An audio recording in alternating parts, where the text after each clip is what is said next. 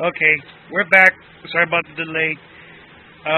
No, I was getting back to, the Spurs had a bad taste in their mouth because, after last year getting beaten by the Heat, and you can see by the facial expression on Tim Duncan's face. I mean, Yeah. he looked really pissed off because he felt like that he let his team down, and but I mean it happens. I mean you can't go perfect. I mean the only team that's actually perfect in the NBA Finals is the Chicago Bulls. Yeah. But Michael Jordan. yeah, but like I said, I mean, but either way, Tim Duncan, he's still one of the most respected players of all time. And he'll be remembered for years and years and years. No one will ever forget Tim Duncan. I mean, especially what he's done for this team too. And and then when I heard that he was coming back for next season, I was happy. I mean, I was like, yes, I want to see this. I want to see Duncan come back next season. I want to see him defend his NBA championship. And I hope that if he retires, he'll retire an NBA champion. And also, but I'm just glad. I'm just glad that the whole group is back together. Patty Mills is back, Boris Dio's back. But what I want to know is how do you feel about the signings that the re-signings that the Spurs did with Patty Mills and Boris Dio on their contracts? Oh, first of all, I mean, those guys were very important players on our championship run.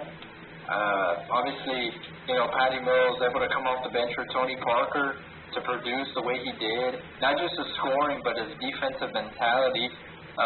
What he brought to the Spurs was he was a Tasmanian devil out there, and as Sean Elliott always called him all year long, he was he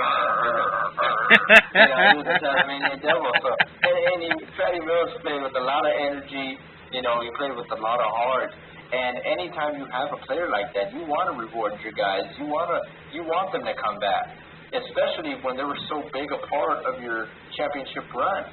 Patty Mills was a guy that the Spurs wanted to keep, and obviously it's unfortunate that he had to have a surgery on his shoulder to repair the torn rotator cuff. Obviously, that was no one really knew that he had that injury, but this just shows how tough he is.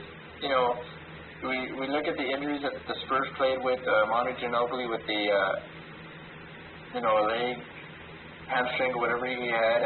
Obviously, these injuries they played with throughout the finals, and you didn't hear a word, you didn't hear a peep from them.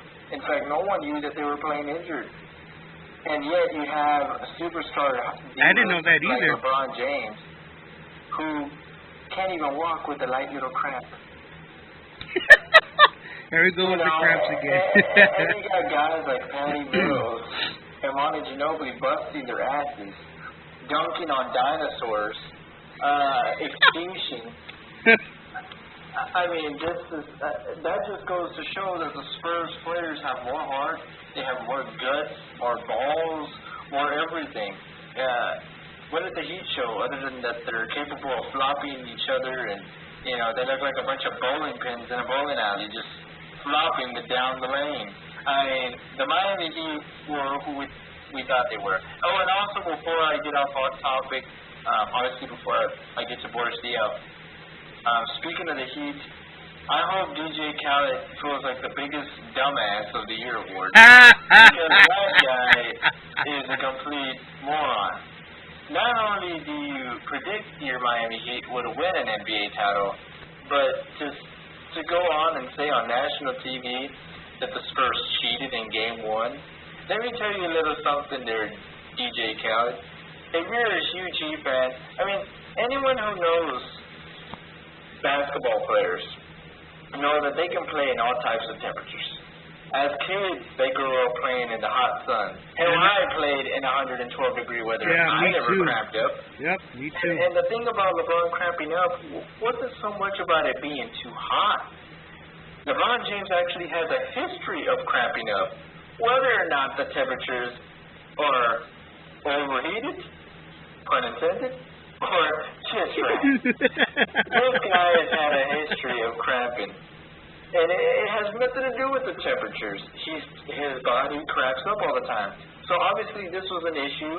You know, the Heat should have known that when they signed him, and future teams should know that LeBron cramps up.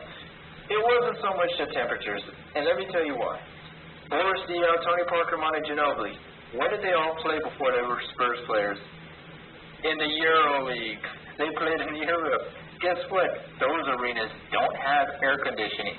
So they were already playing in hot, humid conditions. So they were used to that. Tony Parker said, well, me, no, I mean, you know, I'm from Paris, France, and we used to play with no AC. I mean, so they were used to not playing with air conditioning. But then you got these superstar divas, and LeBron, they can't even take a little cramp, and you're the king? King of what? Cramping? Flopping? That's what you're the king of. You're no king of anything else. So, I mean, but getting back to... I'm sorry, just real quick. Okay. I'm going to address something real quick. So for all you haters, especially DJ Khaled, remember what we're talking about. And for everyone who's watching this, remember what we're talking about. Boris Diaw, Tony Parker, Monte Ginobili, even Tim Duncan have played in these kind of type of conditions before. They're used to it. So there's no excuse at all for the cramped James, or for y'all to make any excuse for the cramped James whatsoever. Back to you, Thomas. Absolutely. Now, getting back to Boris Diaw, Boris Diaw, obviously another great signing by the Spurs. Once again, another player that contributed a whole lot in the finals. And I heard a couple of people say that, well, he might have gotten overpaid. Well, when you really think about the Boris Diaw signing, it's very interesting because you look at all the other teams that were giving him offers. Most teams were giving way more. There were some teams that were going to give him as much as $60,000. Some were higher, some were 90, some were way up there. And, so I really don't agree with people complaining about the Spurs overpaying Boris Diaw, because he did contribute in the finals, and he damn near won finals MVP. Had it not been for Kawhi Leonard's cornrows and big hands, he did. Boris Diaw, the Land Walrus, the Croissant, would have won finals MVP. And this just goes to show that every player on the Spurs is a great player. You don't have to sign superstars to get it done, folks. All you need is great role players who understand what their role is, and they know what their place is on the court.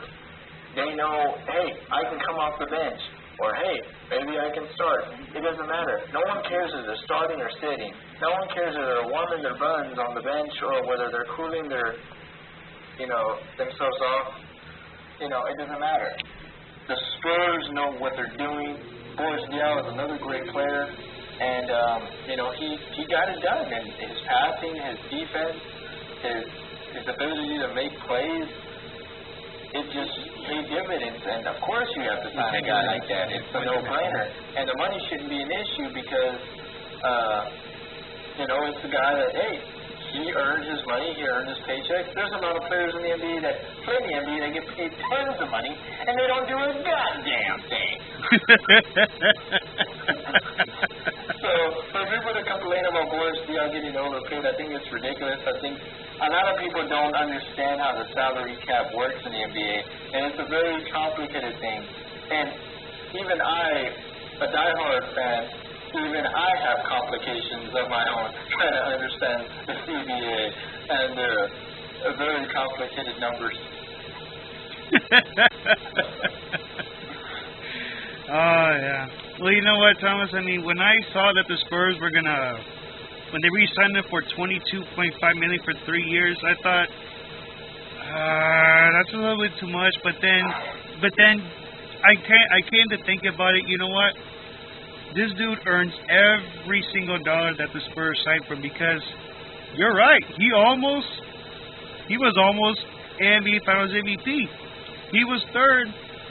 I think he was third for Finals MVP. Then it was Patty Mills, and then I never expected Kawhi Leonard to, but you know what?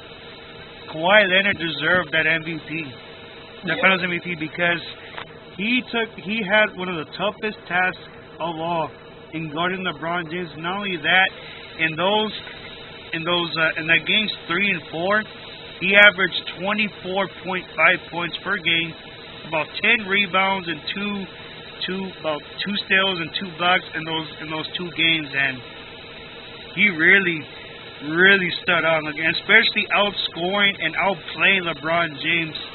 Ugly. He made him look from like a king to a damn prince.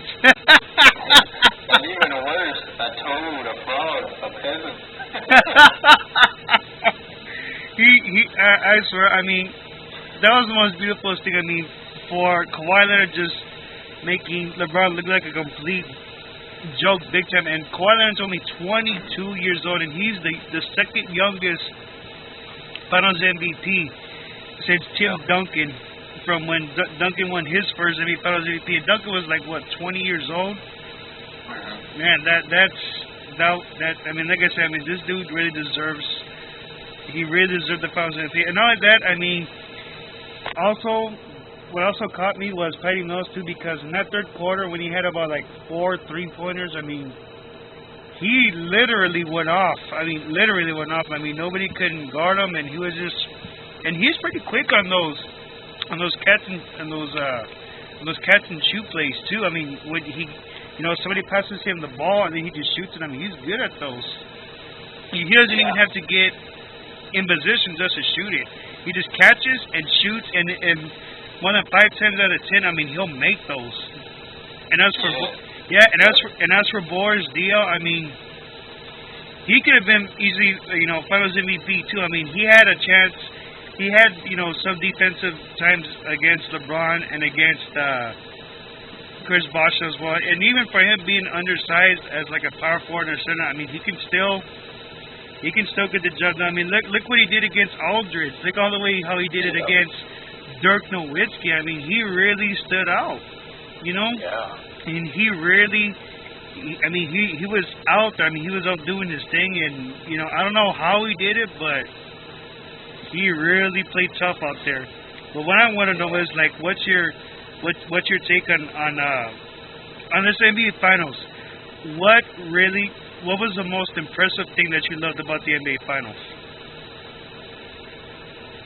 The most impressive was just seeing the Spurs execute. Their ball movement was on top. Their best ever. They played their best basketball that we've probably seen them play all year. And the way they did it was just phenomenal.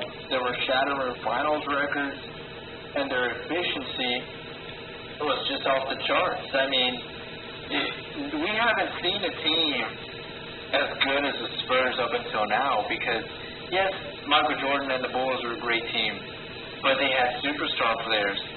The Spurs don't have that. They have Kawhi Leonard.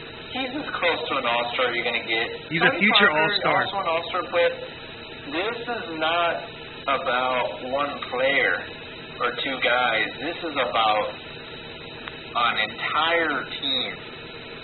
That's what I keep telling everyone. You even tell them too. And that's the difference between the Spurs and everybody else that's ever played in the history of the NBA Finals. They're just a great team. And for them to do the things that they did was so impressive. But I've watched the Spurs so much that actually, I'll be honest, when I'm watching Spurs games, like, every play doesn't get me off my feet. I watch them calmly. Believe it or not, I'm watching games, I watch them calmly. And even when we get big leads, I don't, I used to, be like, oh, yeah. But now I'm like, we're calm and relaxed, and I'll watch the game. But when I see a dunk like Kawhi Leonard, that got me yelling at the top of my lungs. When he putback dunk that he did. Oh, that got me off of my seat. Had me yelling at the top of my lungs, and I hardly ever get that excited or emotional on a Spurs play, because we get so used to seeing them, with their passing and all their great plays, that you always expected, you know what, the Spurs, they're capable of making this play. But when I saw that dunk by Kawhi Leonard, it was just absolutely amazing. It was like... Oh, I'm sorry, go ahead. It was just an amazing play by Kawhi Leonard, and it also showed that he was a very smart, to come off, and he didn't assume that the ball was going to go in the basket. Kawhi Leonard didn't assume Patty Mills was going to make that three-pointer.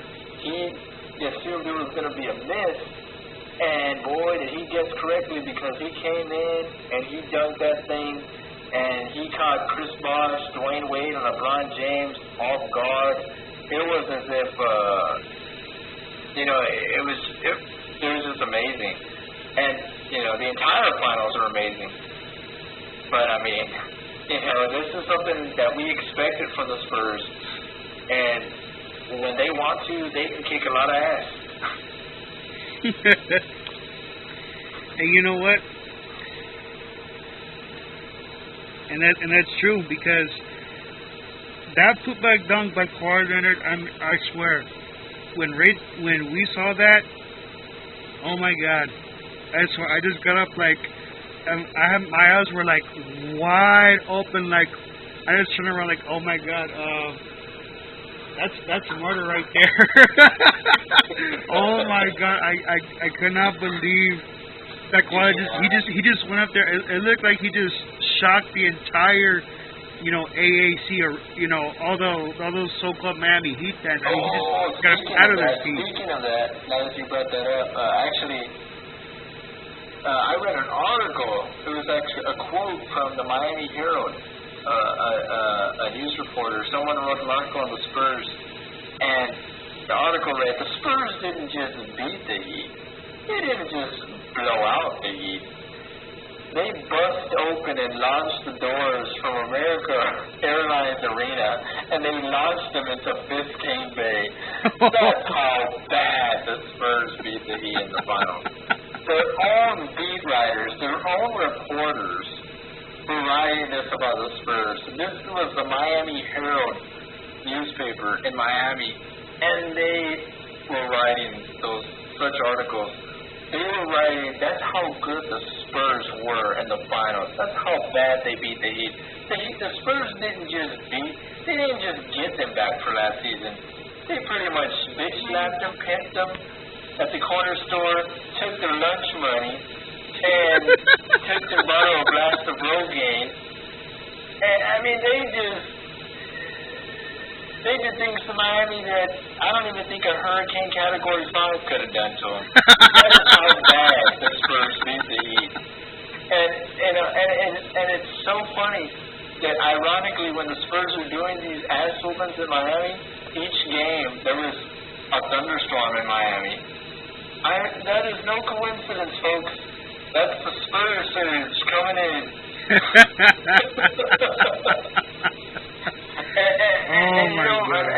And right after the finals, what was it, about a week ago, a couple of days ago, they just had a Hurricane Arthur, and it went right through Miami. They should have renamed that hurricane to Hurricane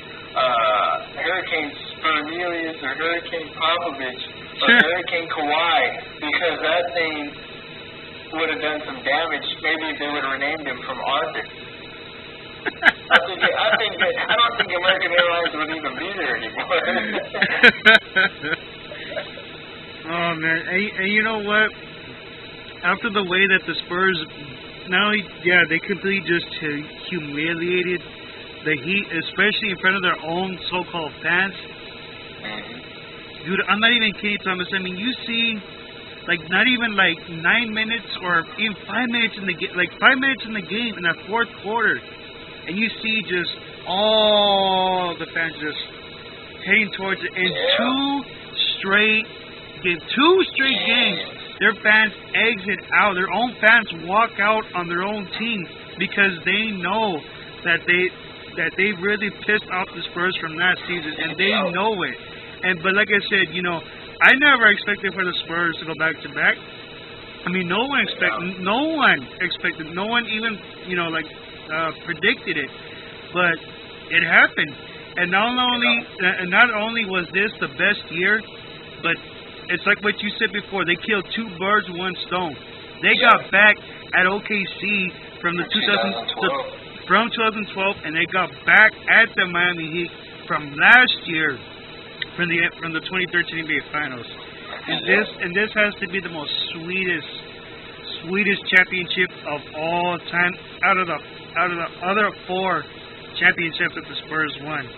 And speaking of championships, and I want to know your take on this, from 99, 03, 05, 07, and 2014, which Spurs team do you consider being the deepest Spurs team, and why? No doubt the 2014. No doubt, because of what and how they were able to do it. Like I said earlier, the Spurs did things this year that we hadn't seen them do ever. And their efficiency on the court and their ability to make plays for one another. They just did things in such a efficient way, and they did it so beautifully. And like Marcin Gortat even said, it was like watching Mozart. Basketball is a way of art, but the Spurs are the Picassos. This year was clearly the best Spurs team ever assembled, ever executed. This was by far the best. How do you top that? The way they got it done in 5 games. That was something. To win it in 5 games, and the way they did it, the way they beat the Heat, the way they beat superstars, the way they went about their business. And the thing about the Spurs is that they never boast, they never showboat, they never gloat, they never pump their chest, they never get they never let their pride get in the way, they never let their egos get in the way of them. They just go out there, win games, win championships, and then they go do it all over again. And the Spurs this year, that was the best team I had ever seen ever. And I've seen all the championship teams, and they're all special in their own unique way. Don't get me wrong. But this year's team was the best. And, of course I'm not saying that Thiago Splitter is better than David Robinson, the Admiral. Of course I'm not saying that. But I'm saying as a team, collectively, how they performed in the finals and how they got it done. There was no better Spurs team up until 2014, and obviously, all the other years were great and sweet. But this one, man, this one was so sweet. This was like eating a Snickers bar with a Dr. Pepper. That's pretty sweet. Yeah, man, because you still got your original. You still got the same Spurs big three in Tony Parker, Tim Duncan, Mount Ginobili. And then you have Danny Green, Kawhi Leonard, Marco Bellinelli, Boris Diaw, Patty Mills, Corey Joseph, and Austin Daye, Jeff Ayers, Matt Bonner, Aaron Baines. All these guys, they worked as a team. And you know what? That's how the Spurs beat the Heat, because they did it as a team. Because with defense, with great shooting selection. Sorry about that, my mask is getting in my face. The great shooting selection. Ball movement was the main. Also, ball movement is the main important thing. Because when you're playing basic fundamental basketball, that's how you win games, including with the defense. But if you're just out there just showing off, trying to make it like an entertainment, game, like a dunk. Yeah, it doesn't make the game fun.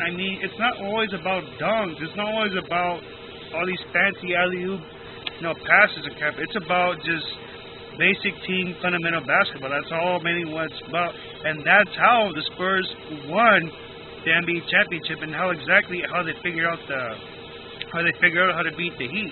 Because for one, Chris Bosh isn't even a great player. When he was with the Raptors, he was a great player, but now he's with the Heat.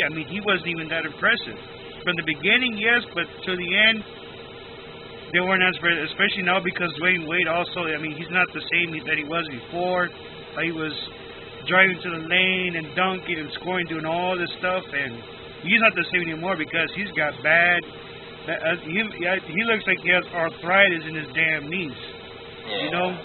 And I think also what kind of, you know, this is the point that they made that I heard about on Ticket 760 is that Jeff Sheen said that they're not the same Heat team they were last year because they don't have Mike Miller.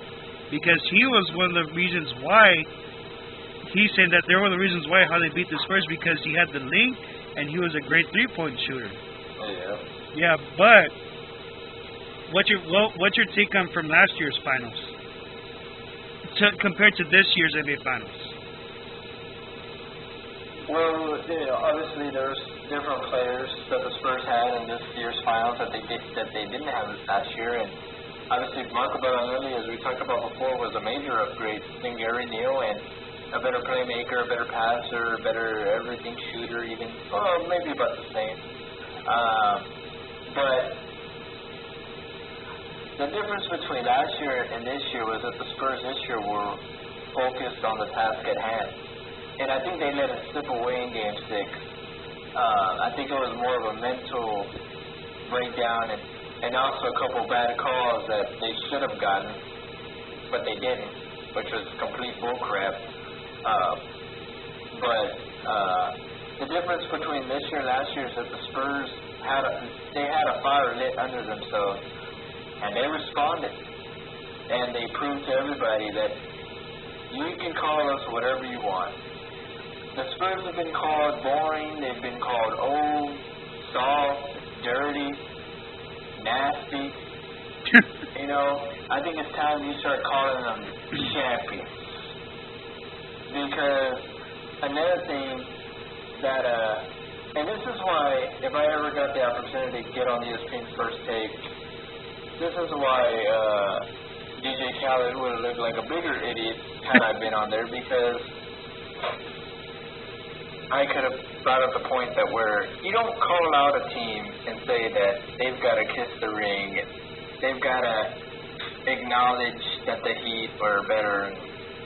Especially, you don't go and say something so stupid, so idiotic. What you say is, if, you know, the thing he did wrong was he got too lift up with pride. He let his ego, his emotions get in the way. And honestly, I don't think he understands basketball. He doesn't. I mean, he didn't give one great explanation or point as to why he should have won the finals. He just said, we have King James, kiss the ring. You know what I have to say? You have no brain. Read a book. That's what I have to say. You have no brain. Read a book. You don't go and say something so stupid about another team. You know, and you don't think the Spurs saw that? I'm pretty sure they saw it. I'm pretty sure they saw that interview. I mean, this is the 21st century. Since 2014, everything is available at your fingertips. Videos can be uploaded and made and seen at any time of the day. I mean, players have iPhones, they have Galaxies, they have everything, they have tablets. They see what's going on, even if they say they don't. You know, they know what's out there. They see what's being said on the media, and of course they care. You know, no one's going to come out and admit and say, oh, no, you know, of course they're going to say we don't watch it, but of course they do. That's like saying that we're never going to get on Twitter or Facebook, and we get on anyways. There's no way to avoid it. But, you know, it is what it is. The Spurs, they came out, they executed, and they proved why they were the better team, and the Heat obviously got punched in the face, and they couldn't respond. And, you know, and they couldn't respond because they weren't the better team. And you might have the best player on the planet, but one player doesn't make up for 12 other guys that are kicking your ass and executing on every possession. You can have your dunks, your lobs, and your ice cream, but we'll take the chips. All right, Thomas. Well, we got about 15 seconds. I want to thank you for coming on to my show and talking Spurs basketball. Maybe we'll make another, we'll make another feature. Fabio. You're welcome. Yeah. All right, guys. Well, we'll see you then. Till then, go Spurs.